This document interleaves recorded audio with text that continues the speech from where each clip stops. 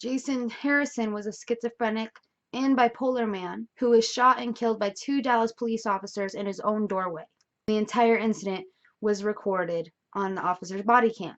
It begins with Jason Harrison's mother nonchalantly walking out the door, just saying that he's acting off the chain and, not, being a little psychotic a little bit. Not violent, just a little off. She says you can hear him talk about chopping up people. Not in a, obviously that sounds violent, but not in a way that he has a cleaver and is actually chopping up people. There's a difference. An officer asked her who she's talking about, and she said, my son, he's bipolar. Then you can see Jason Harisson calmly walking behind her. His mother Shirley had requested earlier assistance to help transport him to the hospital, which was a fairly common occurrence for them. Police had been to the Harrisons' homes 100 or more times with no incident whatsoever. And every time he was nonviolent and was known within his community to be nonviolent. Though both officers, Rogers and Hutchins, had tasers and batons, both of them drew guns first, and according to the lawsuit, had made no threat towards either officer. Though it's unclear in the video because the body cam turns and tries to pan away during the shooting within those 4 seconds, but it's pretty obvious that he's not lunging towards anyone. There is no struggle, there is no violence, there is no attack on the officers. It's just 3 seconds, and those 3 seconds, nothing happened for them to shoot him. Within those 4 seconds, he had been shot 5 times. Twice in the chest when he was forward, once in the arm through the chest when he was spinning, and twice in the back. The police incident report described that Rogers and Hutchins had been called to a major mentally ill disturbance, and that he not only posed a threat, but had lunged at the officer. Rogers and Hutchins both had about 6 years of experience at the time of this murder, and gave similar accounts in their June affidavits for the lawsuit. The pair stated that they received a call for a schizophrenic bipolar man who was off his medication. His mother stated that he was being argumentative and needed to be taken to the hospital. Rogers was wearing a body cam at the time, but it was defective. This is an excerpt from Officer John Rogers from his affidavit. He told the suspect to put the screwdriver down so he could talk, but he refused to comply. The suspect stepped away from the door and suddenly jabbed the screwdriver at my partner and then seemed to lock on to me and began to move towards me, jabbing the screwdriver in fast motion. So that's supposed to happen within 4 seconds, all that. It was at that time I realized I was going to die. If I didn't stop the threat in front of me, I pulled my service weapon, fired 2 times in self-defense. If any of you have ever watched Law & Order SVU, or any Law & Order for that matter, that right there is the exact sentence that a lawyer will give you if you have murdered someone and you're a police officer and you need to get away with it. I fired in self-defense of me and my partner. I was in fear for my life. It's practically a free pass.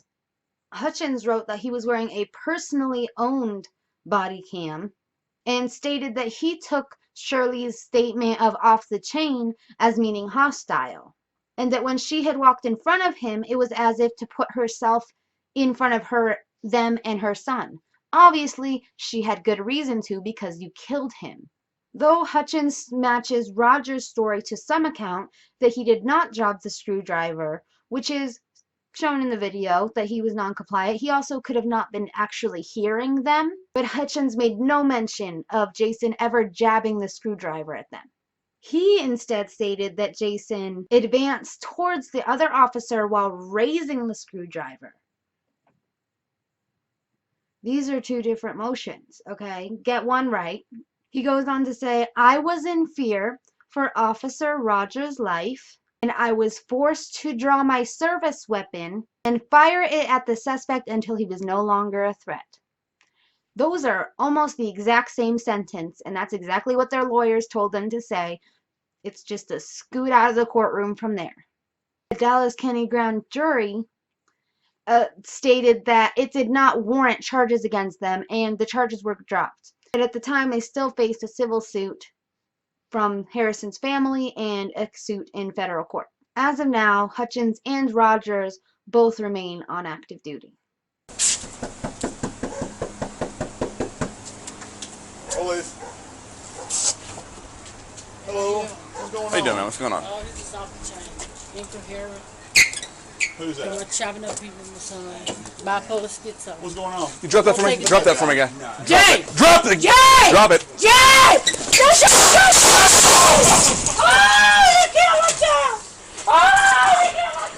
Bravo 7. Drop it! Shots fired. Cover code 3. Drop that! Drop it! Drop it! Put it down! Bravo 725. We don't need fire arrest at this location. We got a blackmail gunshot wound to the torso. 10-4-2-8, Link Karen. I need code 3 cover. God. We're alright, man. It's alright, buddy. Drop it, guy! Put the damn thing down! Put the screwdriver down! Put the screwdriver down! Drop it! Just stay back, right? Just stay back. We're getting more people in here, guy. 10-4. Nothing. Put the screwdriver down! Drop it, guy. Shit.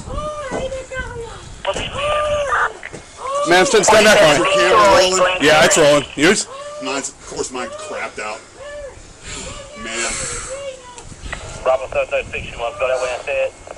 10-4. Drop it, guy. He's unconscious. You're good. You're good.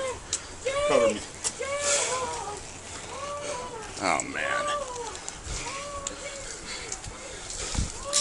Charlie Henry 700, there's going to be officer involved. Bravo 725. Bravo 715, shots fired on officers. Bravo 725. Officers are good. We got a male black shot. 10-4.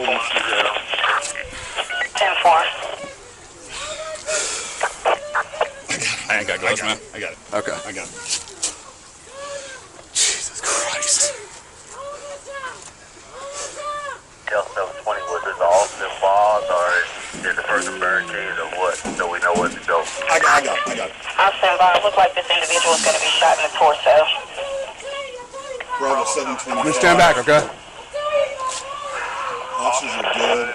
Officers are involved. Officers involved shooting. We have a man. You said this is not an officer involved shooting? I got it. Handle it. Officers are involved in the shooting. 4. Delta 720, make all the notifications, please. 10-4. All right, we're going to... It's okay. Yeah. We're good. He's still alive. He's still alive. 10-4. We handcuff him? Just kick that over there. Don't let that get too far. Yeah. Yeah, watch that. He was in the doorway. He had a screwdriver. We had this behind us. We had to shoot. He came at us. 10-4. So what do you want me to do? Watch this? Just watch that. Yeah. If I'm going to go ahead and put a case number on the call sheet. Ma'am, is there anybody else in the house? Where's the screwdriver at? It's right there. 10-4. Delta 753, keep them coming, but slowing down. We need some crime scene tape out here. We Anybody in around have crime we scene shouldn't tape? probably talk about it, but yeah, we can't talk about it. We can't talk about it. Yeah. He's alive. We need DFR here. I know, they're en route. No, 725. It's not risking around. Go by the station. Get it done. Did he do his arm like that? I put my arm behind his back. He got the screwdriver in his hand. I just put his arm back there. I was going to handcuff him. There's a casing right there. Yeah, I don't know. I might have got 2 or 3 off. I don't know. I was going to say, watch out for that casing. Between your legs. Okay. Yeah, Thank you. Notify team, DIO, and all the folks, right? 10-4. Yeah, sure good. Yeah, we have Have something earlier. Huh? You had something earlier. Put his hands Well, behind a couple of weeks like ago, that. maybe. Okay. He hit the screwdriver underneath his chest, and when he went unconscious, he put his hands out and And then we just really was Vidal will do that. So How many times was he shot? three, probably at least. Oh, 720. 720. Delta 720 look like he's coming from ways off. I'm gonna hold it down. 10-4. 7-5. Anybody got time to tape? Delta 711 for your tape from the station. Oh, and a lot on the right side, and maybe one on his left side. Obviously, got hit in the arm, obviously. And then, How long ago? 2-3 minutes, maybe 4 or 5 minutes, maybe. With the 45 or? 357 and 9 mil. You got anything?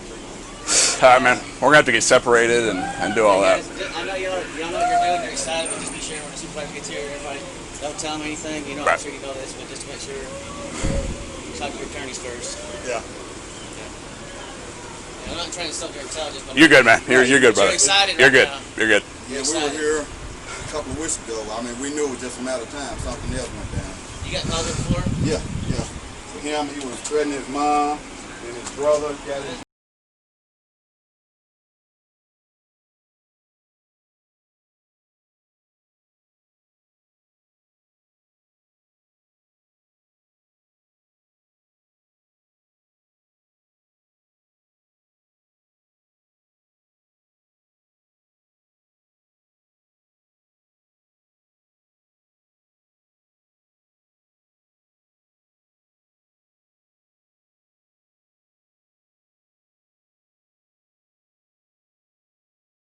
Keith Vidal was an 18-year-old schizophrenic teenager who was shot and killed in his home by Officer Byron Vassey after his mother had called the police for assistance. Keith's family called the police on January 5th, 2014 to help subdue the 90-pound teenager who was sweeping the floor, holding a screwdriver, and threatening to fight his mother during a psychotic episode.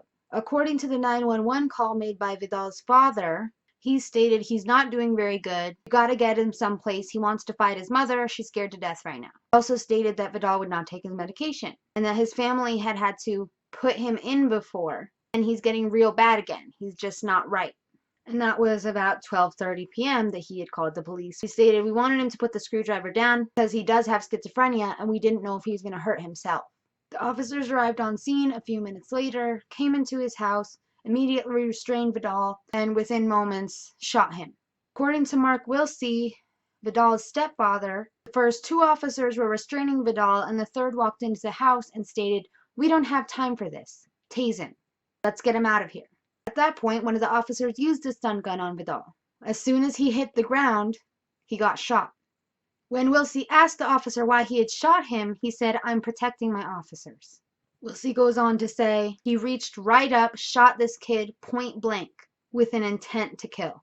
Keith was not threatening anybody. He did not want any part of it. He was just having a bad day. He was flat out murdered. There was no need for deadly force. No reason. His mother, Mary, held up a picture of him at his press conference asking, "Why did he have to die? We want justice for my son's death. This officer who shot my son needs to be behind bars and die the way my son died." Officer Byron Vassey was charged with and indicted with voluntary manslaughter charges and was found not guilty.